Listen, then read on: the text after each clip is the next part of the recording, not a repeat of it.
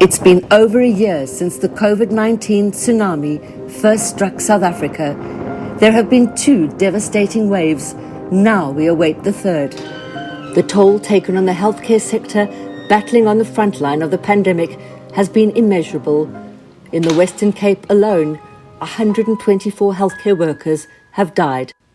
Sister Petronella Benjamin was the first to succumb on the 29th of April 2020. Nurse Ntombi Zakiti Ngidi was the second one to die. She passed on the 7th of May. She was the breadwinner of her unemployed family in KwaZulu-Natal, and her family still can't come to terms with her passing. She's the only one trying to get food. Ever smiling, loving people. She wanted to build our house. So now we don't know. We have lost. Countrywide, around 400 healthcare workers have died. The personal pain, the personal story, and how it affects individuals and their families must never be lost. Well, after the death of one of our very first staff members in theatre, I actually went in as the hospital manager to go in and talk to the staff, get them together, and to give them a message of hope and encouragement. And I started off and I couldn't. I broke down, and so it's not easy. But it's important to hear the voices of all of those experiences, because it gives you such a richer experience of what to build on for the future.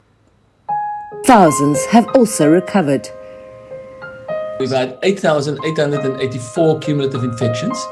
We've had 8,740 recoveries, and therefore currently we have 20 people actively infected. And they are sharing extraordinary tales of resilience and recovery.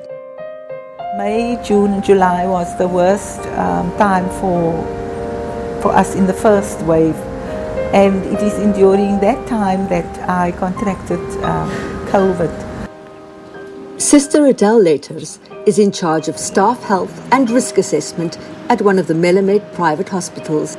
You just think, because you are in your PPE, you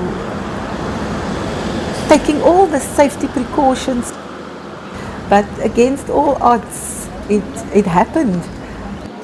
Initially, her symptoms seemed mild. I just had the body aches, and I knew that it was something different to the normal body aches that anybody normally have.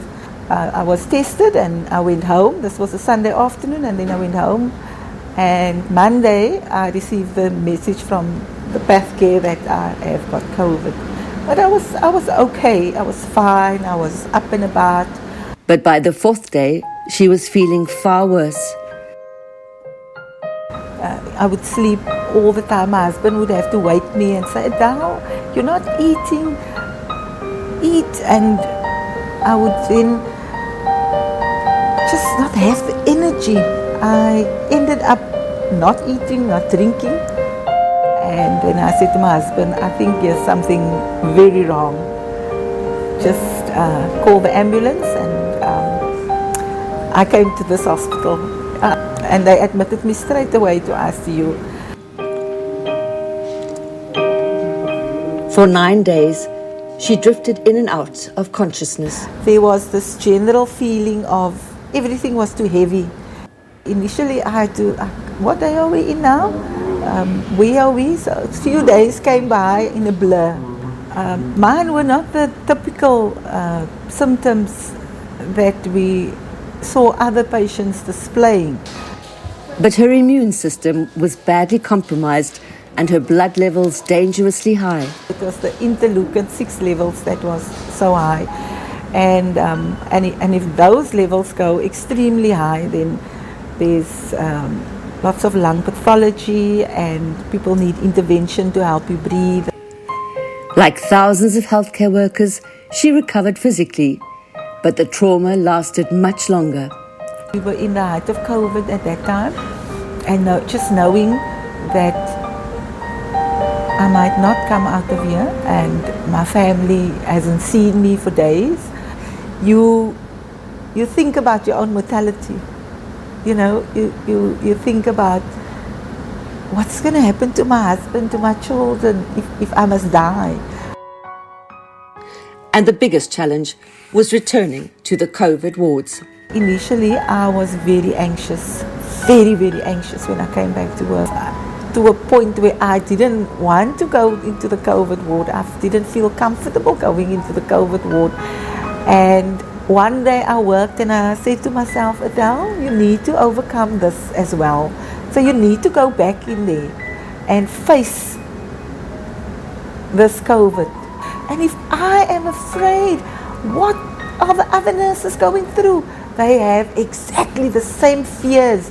And I would say to them, you know, we are nurses. We need to nurse our patients, irrespective of what comes our way. You know, so I plucked up the courage and I put on my PPEs and I went in there.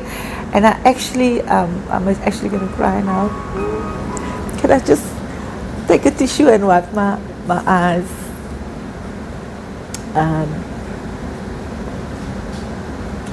These are all emotions that you get when you come back.